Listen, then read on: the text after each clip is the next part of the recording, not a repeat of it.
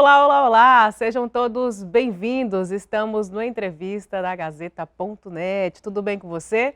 Eu espero que sim. A partir de hoje, eu estarei te fazendo companhia nesses próximos minutos da entrevista do site agazeta.net. Eu sou Crisna Lima, quero te convidar a ficar ligadinho, já vai compartilhando aí a nossa entrevista. Hoje o nosso assunto é muito pertinente, nós estamos no Outubro Rosa e vamos falar sobre câncer de mama, câncer do colo do útero e estamos recebendo aqui para nos trazer esses esclarecimentos o Dr. Radisson Araújo, que é ginecologista e também obstetra. Tudo bom, Dr. Radisson? Tudo bem, desde já quero agradecer o convite, para a gente falar sobre um tema tão importante que é o câncer de mama, justamente nesse mês de conscientização que é o Outubro Rosa. Seja bem-vindo, é muito bom receber o senhor aqui, porque a informação ela é com certeza a chave, para nós desmitificarmos muitas coisas, trazer o esclarecimento para as mulheres, né? Doutor, já quero começar lhe perguntando, nós temos esse mês de conscientização, o câncer do colo do útero e de mama é um dos mais comuns que afetam as brasileiras, não só as brasileiras, mulheres do mundo todo, né? E como é que surge o câncer de mama, o câncer do colo do útero? Como é que a gente pode ter essa informação? Como é que surge o câncer? Certo. Falando primeiro do câncer de mama, a gente sabe que é o segundo câncer mais prevalente entre mulheres no Brasil, ele só perde para o câncer de pele, não melanoma. A gente tem em média de 70 mil diagnósticos todo ano por esse câncer. E o câncer de mama ele é um tumor que cresce a partir de uma célula lá no seio, que começa a crescer de uma forma desordenada e, às vezes, ali com alguma alteração, pode levar a um crescimento de outras células malignas, e aí desenvolver um quadro de câncer de mama. Já o câncer de colo de útero, ele é um câncer que acontece lá no colo, ali naquela região acima da vagina, que é causado por um vírus, que é o vírus HPV, responsável por 99,9% dos casos de câncer de colo de útero. Certo, doutor. E como é que eu faço para ter o diagnóstico dessa doença? Certo. O diagnóstico do câncer de mama, ele é um diagnóstico anatomopatológico, O que é isso? Quer dizer que tem que fazer uma biópsia para eu confirmar se aquilo ali é um câncer ou se não é um câncer. Muita gente até confunde, pensa que a própria mamografia é um exame que faz o diagnóstico. Na verdade, ele só vai guiar para que a gente faça uma biópsia daquilo e prove que é ou não um câncer de mama. Já o câncer de colo de útero, a gente tem a mesma forma de fazer esse diagnóstico, como se fosse uma biópsia mesmo, faz um corte ali do colo, tira um pedacinho e o médico responsável, que é o patologista, analisa isso em uma lâmina e fala, olha, aqui tem uma célula que pode ser um câncer mesmo e orienta ali qual seria a próxima conduta. E existe um exame de rastreamento para o câncer de colo de útero, que é bem famoso entre as mulheres, que é o exame de prevenção, onde a gente faz ali uma coleta, um raspado, que não é um exame muito invasivo, você não tira nem um pedaço de pele da paciente, por exemplo, e também manda para o laboratório para o patologista falar se existe ou não um tipo de HPV ou outro tipo de alteração ali que possa ter relação com câncer de colo uterino. Doutor Radisson, a ida da mulher ao ginecologista, ao médico especialista nessa área, ela não deve acontecer caso ela sinta algo, mas tem que ser uma rotina, Exames de rotina são necessários e facilitam também a questão do tratamento, caso se descubra alguma coisa, não é isso? Isso, perfeito. Existe até uma confusão entre a sociedade sobre o que é o Outubro Rosa. O Outubro Rosa é um mês onde a gente conscientiza as mulheres a procurarem os estabelecimentos de saúde, as carretas de campanha para realizar seus exames de rotina anual. Nós temos, inclusive, dentro do Outubro Rosa, uma facilitação por parte dos governos, das instituições, para que essa mulher tenha um acesso mais fácil a esses exames, Isso é bem bacana. Isso, são várias campanhas que a gente adota durante todo esse mês, mas isso está disponível durante o ano todo no Serviço Unificado de Saúde, para que as pacientes possam fazer esse exame. Antigamente, quando surgiu essa ideia do Outubro Rosa, teve uma certa confusão aqui no Brasil e começaram a orientar as pacientes em torno de 2002, 2008 a realizarem o autoexame de mamas. Foi um fato muito ruim, para falar a verdade. Por quê? O que acontece? As pacientes começavam a se palpar em casa e como não tinha um respaldo, alguém falou na TV que era para fazer aquele exame, alguém falou na internet, enfim, que davam a garantia que era um exame de prevenção, elas evitavam de ir ao médico porque palpavam e não sentia nada. E a gente sabe que o câncer de mama ele tem uma probabilidade de cura que chega em 95% quando eu detecto nódulos aí menores que 1 centímetro. E é algo muito improvável de que se palpe durante um autoexame de mamas. Por isso a Um gente tem nódulo que de 1 ter... centímetro impossível, né, praticamente imperceptível. Por isso que é importante que as pacientes entendam, a população entenda que o mês do Outubro Rosa é um mês de conscientização para as pacientes procurarem as unidades de saúde, procurarem um profissional para que sejam acolhidas e direcionadas com seus exames de rastreamento de acordo com cada faixa etária. Olha, gente, esse alerta que o Dr. Hadson está trazendo aqui é muito pertinente, viu? Não basta só você fazer o exame do toque, existe essa orientação, é válido em alguns casos, mas em muitos não é. Tem que manter os exames corretos, anuais, né, doutor? Anuais. Todos os anos a mulher tem que Isso. procurar uma unidade e ir atrás de fazer esses exames, né? E falando especificamente do exame de mamas, a mamografia, por exemplo, que é o exame de rastreamento, a gente tem 2 orientações no país. Uma do SUS e outra das sociedades médicas que garantem sua atenção para isso, como, por exemplo, a Sociedade de Mastologia. Ela orienta que a partir dos 40 anos de idade, a paciente, independente dos antecedentes, ela procure um serviço para fazer a sua mamografia anualmente. Se aconteceu aí um caso de câncer de mama na família, principalmente antes dos 45 anos, a partir dos 30 anos essa paciente já deve ser submetida a mamografia ou ressonância, isso quem vai decidir vai ser o médico assistente. Doutor, continuando a falar sobre a questão do diagnóstico, existe algum sintoma, alguma coisa que a paciente sinta e ela e fica aquele alerta ligado, eu preciso procurar um ginecologista? Existe alguma coisa que o câncer se manifeste no corpo da paciente? Perfeito. Então, falando de câncer de mama, quando a gente tem estágios mais avançados, o que a paciente pode notar? Ela pode perceber um nódulo, às vezes endurecido, que não se move.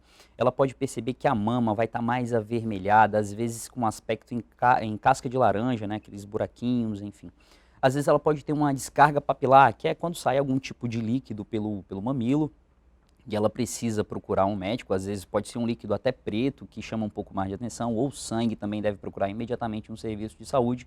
Quando ela nota algum linfonodo, seriam aquelas ínguas que aparecem na região da clavícula, na região das axilas, ela tem que procurar de forma imediata um serviço de saúde, porque ela pode sim estar sendo acometida por algum tipo de câncer de mama. Uhum. E quando isso se reflete, os sintomas se refletem no câncer do colo do útero, doutor, o que a gente precisa observar? Perfeito. No câncer do colo uterino. No câncer do colo uterino, os sintomas, quando eles aparecem, geralmente já são sinais até mais tardios do que o da mama. O que a paciente pode perceber? Ou seja, a doença já está bem mais avançada. Já está mais Entendo. avançada. Uhum. E o que a paciente costuma perceber? Geralmente um sangramento após a relação sexual, então ela teve uma relação sexual e sangrou durante a relação ou depois está sangrando um pouco. Às vezes ela pode ter um pouco de corrimento amarelado, com um cheiro mais forte, misturado ali às vezes com algumas estrias de sangue, algumas raias de sangue. Às vezes ela pode ter um pouco de dor pélvica, né? Às vezes uma dor constante, uma dor que não tem aquele padrão da cólica menstrual. Outras vezes ela pode notar dificuldades para fazer cocô, dificuldades para urinar. Esses seriam sintomas mais tardios já de um câncer de colo uterino. E é importante também lembrar que o rastreamento do câncer de colo uterino ele começa de acordo com as recomendações das federações de ginecologia a partir dos 21 anos de idade, para as mulheres que já têm relação sexual. Uhum. Doutor, vamos falar um pouquinho sobre mitos e verdades, né? Nós temos aí muitas coisas que os nossos familiares chegam a comentar, né, trazendo essa questão do câncer de mama, câncer de colo uterino. E uma coisa que a gente sempre costuma ouvir é que pancada no seio causa câncer. Isso é verdade ou é um mito? Não, isso é mito. Pancada no seio não leva a câncer de mama. É uma outra relação entre uma parte genética, uma parte de hábitos sociais e pancada não está incluído nisso, não. E o anticoncepcional dá câncer? Anticoncepcional. O que os estudos mais recentes mostram, né? Que a utilização de métodos contraceptivos orais combinados, ou seja, aquela pílula que tem pausa, que a mulher toma 21 dias, pausa 7 para ter um sangramento, e quando ela toma isso aí por mais de 5 anos, pode ser que aumente uma faixa moderada o risco de um câncer de mama. Por isso que é importante a conscientização, principalmente nos dias de hoje, com um leque quase que infinito de métodos contraceptivos, que as pacientes procurem, né, um médico para ter a melhor escolha.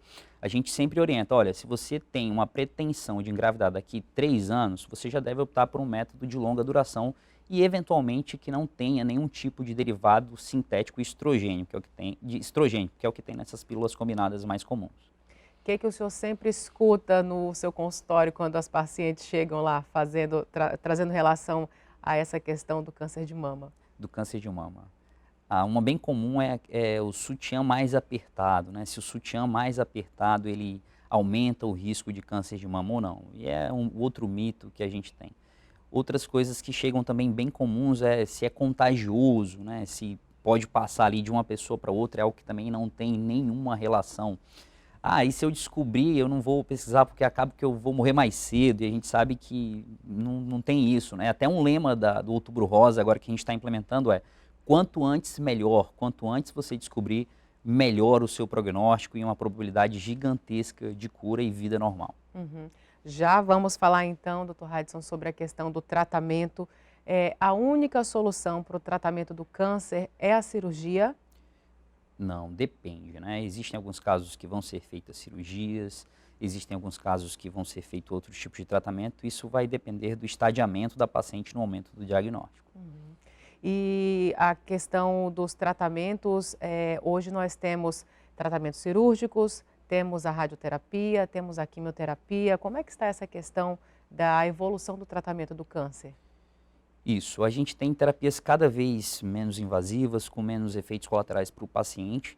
E é interessante até lembrar que, às vezes, algumas pessoas se assustam, mas se eu descobrir, o tratamento pode ser difícil. Existe uma lei, né, uma lei federal, que a paciente, a partir do diagnóstico, em 60 dias, o Estado tem que fornecer o tratamento adequado para esse tipo de patologia detectada nesses exames. Certo. E, doutor, eu quero, inclusive, antes de nós encerrarmos a nossa entrevista, lhe parabenizar, gente. O Instagram do Dr. Hadson Araújo é extraordinário, uma fonte de muita informação. E ali o senhor procura falar com suas pacientes de uma maneira direta, né, gente? Vou deixar aqui, já vai ficar aqui no rodapé, o endereço do Instagram do Dr. Hadson. Como é que surgiu essa ideia de facilitar esse acesso à informação, doutor? Então, eu sempre procuro lá responder de forma mais, né, direta, que as pessoas consigam entender. Lembrando que isso não abstém a não consulta, substitui não é isso? consulta.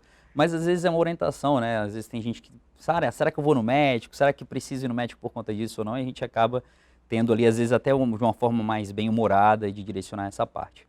E uma coisa que a gente também não pode deixar de falar é sobre as medidas de prevenção sobre esse tipo de câncer, né? O câncer de mama principalmente. A gente divide em coisas que a gente pode fazer para mudar isso e situações que a gente não tem como fazer nada. Como, por exemplo, existem aí 10% das causas de câncer de mama têm relação genética, então é mais uma entrevista com o médico que ele vai direcionar se você vai fazer essa pesquisa ou não. Mas existem os hábitos, né? Ali as causas ambientais que estão envolvidas na gênese, no surgimento de um câncer de mama. Que seria aí a obesidade, o excesso de álcool, lembrando que 2 latinhas de cerveja por dia já é considerado um excesso de álcool, a falta de exercícios físicos, a ingestão de alimentos ultraprocessados, principalmente aqueles que têm uma relação maior aí com fitoestrogênio, né, aquelas embalagens de fast food, por exemplo, que dali é rico em estrogênio, que pode aumentar o risco de câncer de mama. Então, gente, tudo isso que o doutor falou aqui, risque do seu dia a dia, risque aí da sua alimentação, que você com certeza vai ficar bem. Dr. Hadson, muito obrigado pela sua presença aqui no nosso entrevista do site agazeta.net e volte mais vezes. Eu que agradeço pelo convite e espero mais convite, sim. Muito obrigada. Nós vamos ficando por aqui e já quero convidar você para já ficar ligadinho e atento já para a nossa próxima entrevista. Um abraço, tchau, tchau.